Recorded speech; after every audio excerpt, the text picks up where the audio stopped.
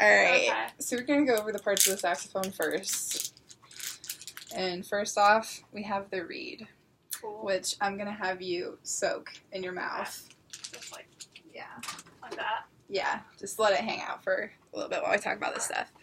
Alright, so the reed goes on here, the mouthpiece. This is the ligature, which will hold it on once it's soaked. If the reed isn't like properly wet, it's hard to get a good tone out. Okay. So that's helpful. And then this is the body of the saxophone.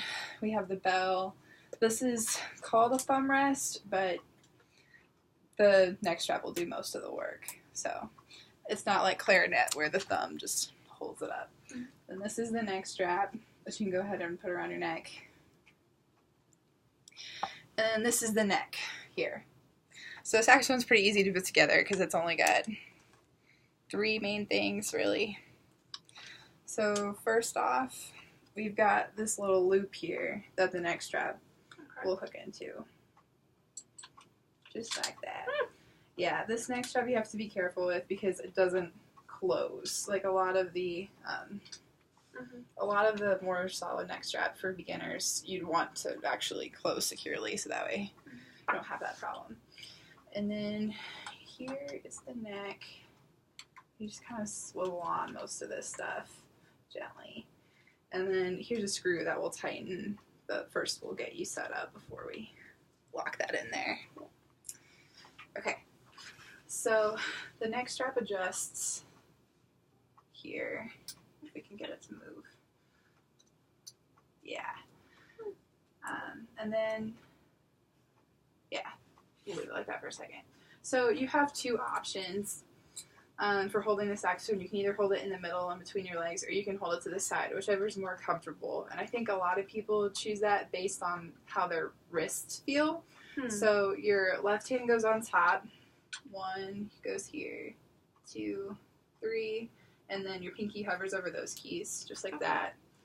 And then Is this where thumb goes here? Yeah, your thumb can just hang out here for now. Okay. And then down here you got your first finger, 3rd, 4th, and pinky goes over those keys. Alright, your neck strap already came off. This is from the instrument area over there. I got it from Ron. So. Oh man. Alright, there we go. Okay. So try putting it to the side and in between with your fingers in place and see which one's more comfortable for you. And we'll go from there. I feel like to the side is more comfortable. Okay. That's how I like to do it too, just because it makes my wrist more relaxed. Mm-hmm. Alright. So I'm going to have you raise this up a little bit more. So the neck strap should do all the work, so that way basically the instrument is right there to your face. You don't have to go out to the instrument. A lot of beginners will have issues with that, going out to meet the instrument rather than like having it right meet you. there. Yeah. That is weird, but okay. Okay. Okay. We'll get this going and then see if we need to adjust it anymore. Okay. Alright, so I'm going to put your reed on for you. Cool. So with reeds, we want to put them on where you have like a hairline of black mouthpiece over top. Over. Okay. Can you see that? Mm-hmm. Okay. Then the ligature slides on top of it. You have to be careful when you do this so that way you don't chip the reed. Alright. That looks pretty good. Now we're gonna swiggle it onto the cork. We won't worry much about intonation today just because that's not very Oh, important just so right now. how far in it is will influence your... Yeah. Oh, yeah. So But the everything will still saxophone, be like in tune relative to itself. pretty much. Okay. There are some tendency notes that you would want to work out with a tuner if you were to spend a lot more time than just like a beginning lesson on it. Mm-hmm. Alright, so it looks like... Like, I feel like every time, like, the weight, like, is pushing into this key. Yeah. Ah! Yeah. Okay. So, should I... Ooh. I'm Oh, gonna... man. Yeah, it's a fun one. Alright, we're gonna lower this a little bit. Alright, and then bring the saxophone to the side like you want to play Alright. There. And then, looks like it's still high. So I'm gonna lower it. What's that? Alright, I'm gonna I turn don't know this. anything about an embouchure, so. Just a moment. We'll get there. I just want to make sure your setup is all good before we get into that. Alright. That looks pretty good. Okay. We'll see if we need to do more adjusting later. Alright, so embouchure for saxophone. Okay. Alright. You feel like you can trust the neck strap for this? I just want to make sure. Yeah, okay. Yeah. We're good. So for saxophone embouchure, the biggest thing is making sure that your bottom lip is pretty flexible and loose. So I'm a clarinet player, and for clarinet, this is a lot tighter. Okay. And so it's kind of hard for me to make the transition from a very firm bottom lip to a loose bottom lip. So if you can kind of feel that, just feel how loose it needs to be. Okay. Because this is what's going to allow the reed to Without vibrate. smiling. Yeah. It's funny. Okay. So then you've got your top teeth, which will rest on top of the mouthpiece. Usually you could have like a rubber pad to go over it, which kind of helps prevent slipping for beginners. I liked having a mouthpiece pad. This one doesn't have one. It's just a mouthpiece by itself. Alright, so first off, let's go ahead and bring it to your mouth. Top teeth on top. And then make sure your bottom lip is nice and loose. And then close in your corners. Your corners are going to be key, along with that loose bottom lip. Okay. And then also, so it looks like right now your bottom lip is kind of perching out a little bit, which it's okay to have some of that, but we also want to make sure that it covers our bottom row of teeth. That looks better. Yeah. Okay, so let's go ahead and give it a blow and see what comes out. Okay, you're a string player, right? Yeah, I'm a string player. So let's talk about air for a second. Yeah, I mean, I also sing, but Yeah. All right. I don't know. Yeah. So, you want to think about very focused and direct air. Like, stick your hand out in front of you and aim for the very center of your hand. As focused as you can make it.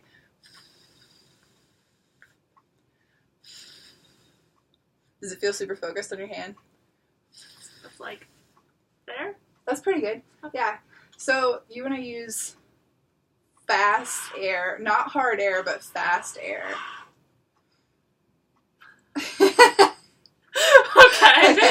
Okay. So, and then you also, instead of thinking about blowing into the instrument, think about like blowing across. So when you're blowing, think about blowing here rather than down it. So, okay. I can hear your air going through it, but I'm trying to think. So, let me think about how I'm going to say this before I just say it. Let's try just some breathing exercises first. I'm going to take the horn away so that you can see how much air it takes. Alright. Alright. So, I'm going to have you stand up with me for a minute and put your hand on your diaphragm here. And I want you to take a nice deep breath in and feel this expand. And then when you blow out, I want you to try to hold this out still. So this should be the last thing to compress, I guess is the word. So do a few breaths like that. And really push your air out.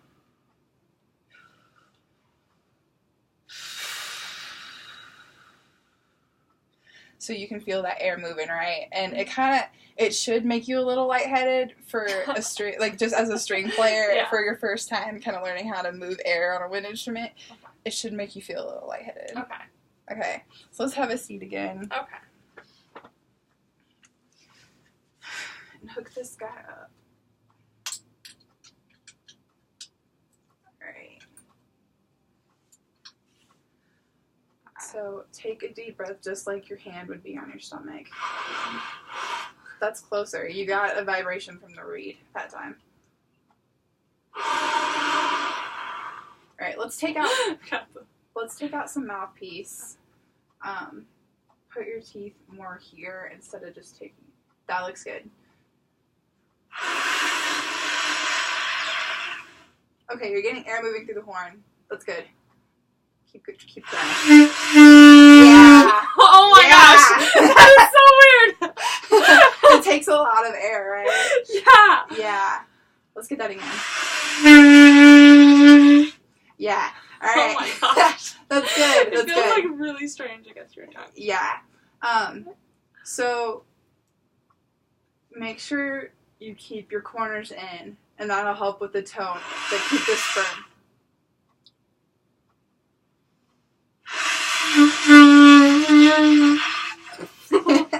You're doing good. You're doing good. You're getting the noise out. This is true. Yes. Yeah. It's hard the first time. It's okay. And there's no shame in this room. At all. Alright. So the note you just played, you had no fingers down. Mm-hmm. That was a C sharp. Okay. On alto. Wait. So like written C sharp? No. C sharp for alto. Like Okay. C sharp written. Okay. Yes. So like would have major like 6 down. An E then. I can't think right now, so major 6 Something down. like that.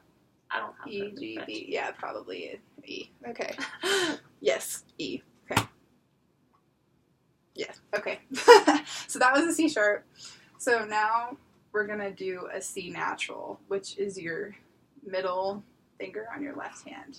Okay. Yeah. All right, so Right. set your embouchure.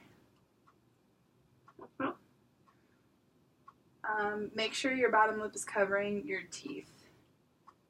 Yeah, that looks good.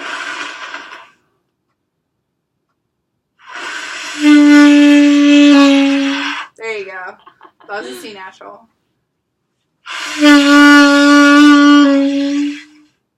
Yeah. So let's just start with your middle finger down.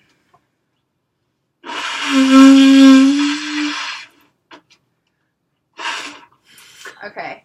So as you play, your bottom lip tends to roll out more. Okay. And you want to make sure, yeah, I think, yeah. So there's still pink, you want like the fleshy part, but not the wet part, Okay. if that makes sense. Mm-hmm. And right now there's a mirror there in case you want to look. Right now your wet part of your mouth is coming out, which means your corners aren't totally engaged.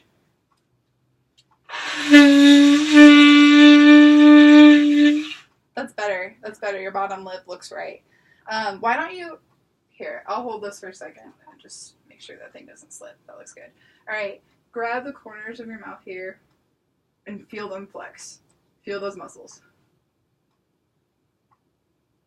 Get the bottom lip loose while you're flexing them.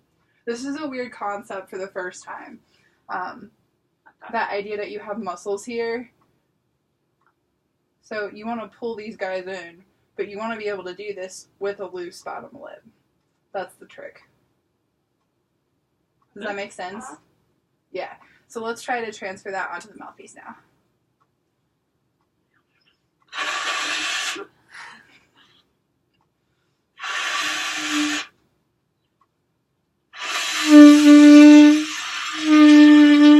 Here, can you see in the mirror? Okay, come closer. And I want you to watch the corners of your mouth and focus on those. Yeah, so when you have them like in, spread. yeah, so they when they spread out, that's when you lose the tone. So when you keep them in, you are able to sustain through.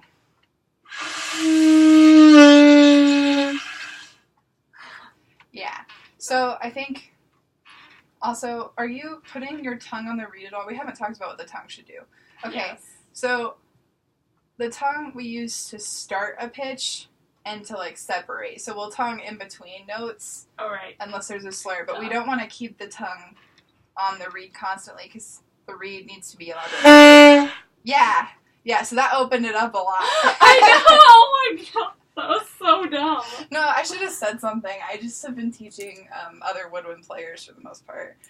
Well, and I should know that. No, you shouldn't. Like, if you think about it. We talk about tonguing, and it just, like... Well, sometimes it's hard to remember and put that all together. Yeah, it's a lot of information. That, like, maybe my tongue shouldn't be on the reed. Yeah.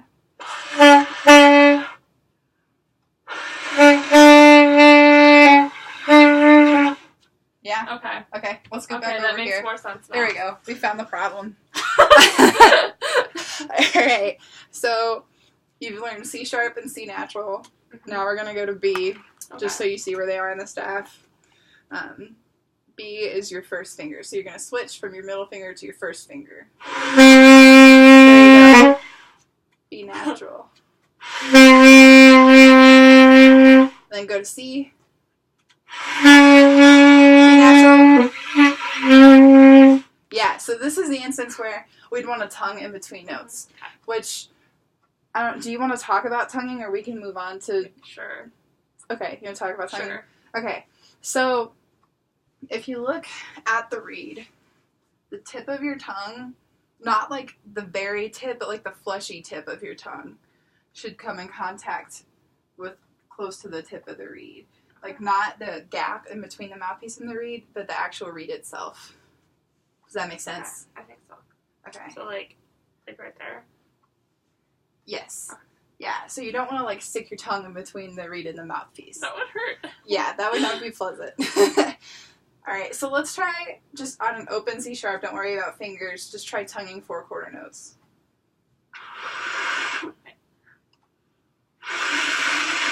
Alright, your bottom lip is tense.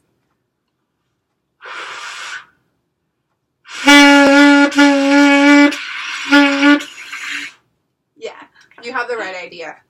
Yeah, it's just a matter of having enough air to blow through the notes. A lot of... There you go, that's it. Okay. Yeah, a lot of beginner players, I feel like a lot of times they'll stop their air when they tongue in between notes, but like it's really important to think of air as just being a constant factor rather than a air stop kind of thing. So, do you have any specific questions about tonguing? I don't know. I felt like... Wait, one second. Let me try it again. Okay.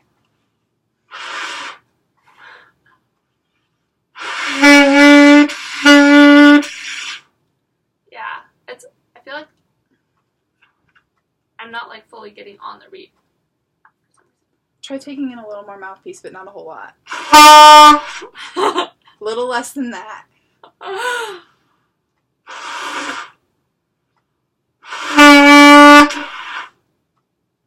Yeah, it's like I'm not actually getting to the reed. I'm just like doing that in front of it. Oh, okay. Okay. Which kind of gets the same sound, but yeah. Well, okay, so we can talk about this a little bit more because I guess the idea of tonguing, you don't have to try tonguing like at the line where the back of your teeth meets your gum. Does that make sense? Mm-hmm. Like back here. Mm-hmm. Try tonguing there. Don't tongue on the reed. Okay. I feel like I might have told you that wrong. Okay. Try tonguing there.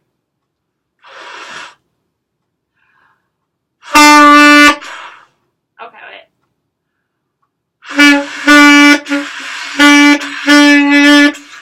Like that.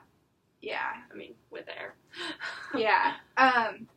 I definitely think that professional players tongue in slightly different places. Okay. I just, I was always taught to tongue on the reed when I first learned. So, I don't know. I'm sure that's a discussion I could have in my woodwind tech class with my teacher, but...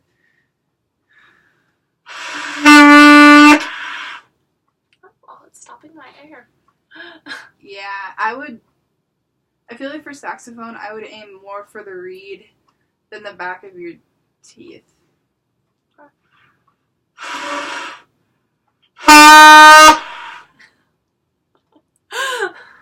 I'm thinking really hard about this now. I know for a fact, brass players, they tongue at the back of their teeth because, they don't have the reed kind of thing going. You've just got the mouthpiece, so it wouldn't make sense to tongue into the mouthpiece because you would totally mess up all of that. I think it's okay. Like, you're getting the concept of tonguing, and it definitely sounds like you're tonguing. So I think what you're doing is probably okay, and you might actually be touching the reed. It just doesn't feel like it. Okay. I've noticed that even in my own playing now, sometimes it doesn't feel like I'm actually getting the reed, but it sounds like I am. So I don't know. Tonguing is a very complex topic because I feel like there's just a lot of different teaching philosophies on it, but like the general idea is just like if you have a water hose going and you like stick your hand in the water hose, like, you know, the water doesn't stop. You just kind of interrupt it a little bit. So that's what the tongue does. It just interrupts the air. Okay. So does that make a little bit more sense? Okay. So let's go ahead and learn A natural and G natural too. And then we can try to play Mary Had a Little Lamb or something fun. Okay, cool. Okay. So you've got B. And then you just add your middle finger. And that's A. So let's get A out. Form your embouchure first. There you go. Okay. And then G, you just add your ring finger. Good. Alright, so let's go in one stream of air, G, A, B. Okay. Starting in G. Good, Oh good. my god, intonation. Don't worry about that right now. That's a topic for like your string instruments. Let's just leave it at that. Okay. Right. So I'm gonna put this over here so that I can actually stand up for you. I need a book. Here we go. Alright, so for this one, we just have those 3 notes that you just played. So starting on B natural, finger through it a little bit, just so you get your hands comfortable. Cool. Alright, you want to give it a shot? Sure. Alright, I'll let you do it at your own tempo and just kind of... Yes.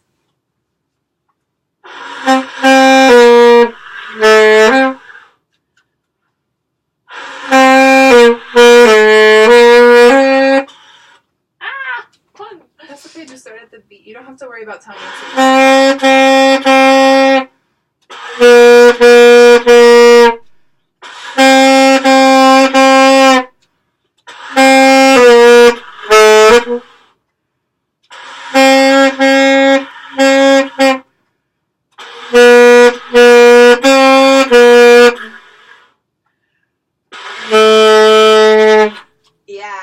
Yeah, you got it. You did. Yeah.